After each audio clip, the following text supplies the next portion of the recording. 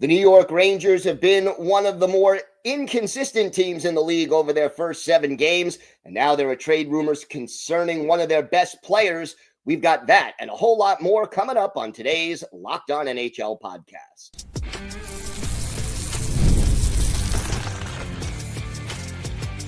You're Locked On NHL, your daily podcast on the National Hockey League. Part of the Locked On Podcast Network, your team every day.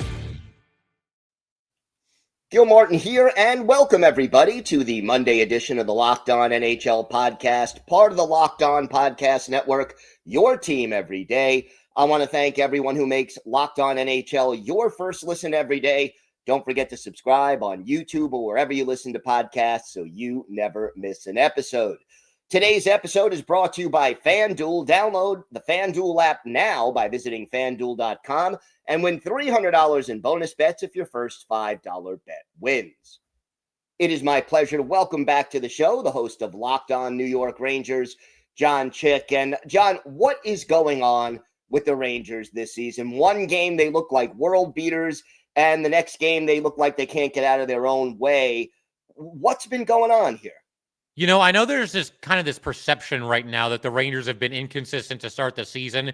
And I guess in terms of like just going by, final scores and statistics and certain, players on the team, maybe not necessarily playing to the back of their hockey card, so to speak. But honestly, other than opening night, I think they've actually been very consistent to start this season. There's been a newfound emphasis on playing strong defensive hockey. And I'm kind of like hit or miss with the metrics. I could take it or leave it. I don't want hockey to become like a computer simulation. But one stat that I saw that definitely checks is that the Rangers, at least as of the other night, were first in the NHL in high danger scoring chances against. And that, when you watch these games, you can tell that that's true. The Rangers have really clamped down when it comes to defending the front of their net, supporting both of their goalies, limiting odd man chances, and even on the PK, doing a great job there as well. So they've been very consistent when it comes to playing their game, playing a smart defensive style of hockey. The one area where they haven't been consistent, it's not creating scoring chances. They've been doing that every single game, believe it or not. And I know some of these final scores, you wouldn't necessarily think that. They've gotten goalied a couple of times. But I think even more importantly is that they are creating scoring chances every single game, and high danger scoring chances. It just hasn't always shown up in the box score. But that's been awesome to see. And it was nice to see the dam finally break, so to speak, against Montreal the other night, down 2-0, 4 minutes into the game. I can tell you, Gil, 100%, if this is last season, the Rangers roll over and they die and they lose that game in an absolute landslide. The fact that they're on the road against this fast rising Montreal team, 4-1 to start the season, and they come back in their barn and just stick to their game. And, dominate might be a strong word for the third period, but they clearly had the better of play. It was 20 excellent minutes of hockey for the Rangers, and they deserved to win that game, and they got the win. So it was nice to see. It's very gratifying to see them finally win a game that they should win, even though that hadn't been happening in the handful of games, before that. Chemistry was a big issue for this team last year. Changes were made during the offseason. Talk to me about what you've seen chemistry-wise through 7 games so far.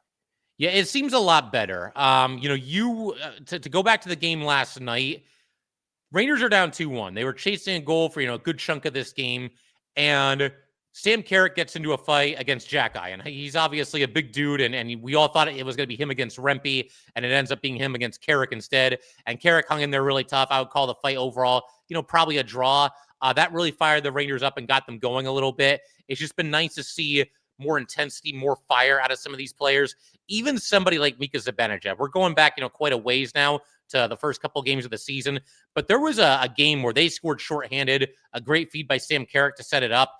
And Mika's like fired up and he's pointing at him and, bleep yeah and all this stuff.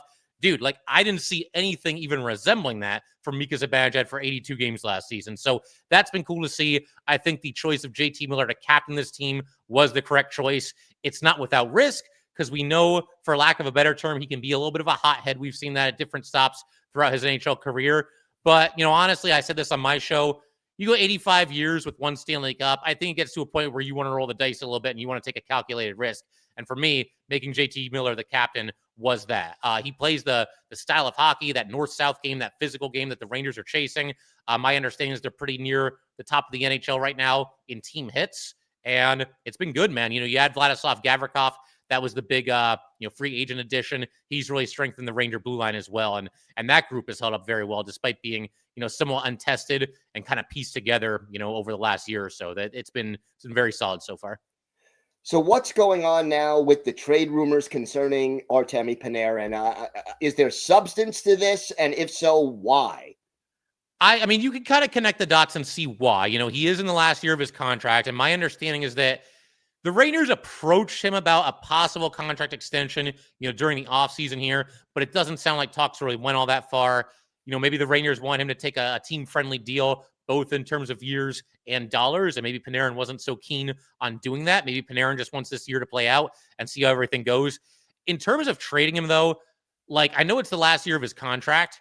If we get to the trade deadline and the Rangers are terrible, I don't think this is going to happen, but if they're terrible and they're out of the playoff chase, by all means, you go to Panarin, you approach him about waiving his no-move clause, and you see if you can get something done. Because in a situation like that, you can't lose him for nothing. But right now, the way things stand, I mean, we're just getting underway here. And the Rangers, they didn't go for a rebuild. They went for a retooling. They've kind of, reimagined this roster, so to speak, and they've put everything together. Doing all that and not rebuilding, but then turning around and trading your most talented player, the guy that's led your team in points every single season since he's been here, that doesn't make any sense. That would go completely against everything that the Rangers did in the offseason. So I think right now you're kind of in wait and see mode. I'm kind of comfortable doing that as a Ranger fan. You see how this season goes. When it gets to the deadline, see where you're at in the standings. Do we keep him? Do we try to trade him? And if you keep him, you go through the season, you hope for the best if you make it to the playoffs, and then you cross that free agent bridge when you get to it in the offseason. I mean, it's not a situation where I feel like you absolutely must re-sign him, but I wouldn't be so quick to just brush him aside either, especially when you see some of these big free agents around the league that were going to be UFAs this upcoming offseason, and a whole bunch of them have signed. Eichel, McDavid, Kaprizov, those guys are all already off the board. So it's an interesting situation to track right now, but I don't think anything's imminent, and I would be shocked if the Rangers were to trade Panarin in the short term here. What are the keys to a successful season for the Rangers? I mean, honestly, I think just kind of continuing to do what you're doing, support your goalies. There have been too many times in the past where I feel like it's kind of been an over-reliance, certainly on Igor Shesterkin. I mean, we've seen that time and time again, but I feel like just kind of, sticking with this defensive-minded hockey, this brand of hockey that the Rangers are currently playing. And I think also, and I talked about this the other day on my show, one of my more recent episodes, is that I can appreciate the fact that Mike Sullivan, as the Ranger coach, is actually reacting to things that he sees. There was a game a couple of nights ago, I think it might have been the Toronto game, where the fourth line of Edstrom, Carrick, and Rempe, they really played well. They were forechecking hard. They were creating all kinds of chaos. They were creating some scoring chances, and Sullivan actually reacted to it. He increased their ice time. We've seen those guys, playing late in games because they've really stepped up their game thus far this season. I think something else that's going to happen, Matthew Robertson. Now, he's not a household name, but he was a former second-round pick by the Rangers 6 years ago, if you can believe that. And only now, at the start of this season, has he... First of all, he made the team, which was kind of surprising, and now he's actually playing well and maybe on his way to become an AHL regular, and I think he's going to stick in the lineup for the foreseeable future going forward. And with other coaches that the Rangers had, to me, it's so obvious that he should stay in the lineup, even when Susie comes back and you make Vakanainen a healthy scratch. I feel like other Ranger coaches that we've had in recent years maybe wouldn't have done that. The common sense would just kind of elude them, or they'd see something that maybe we don't all see somehow.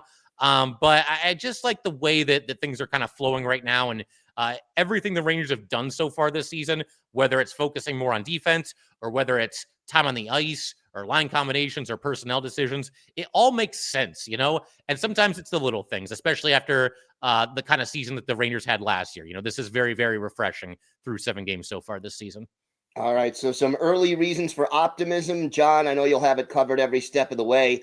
Why don't you tell our viewers and our listeners where they could find the podcast and where they could find you on social media?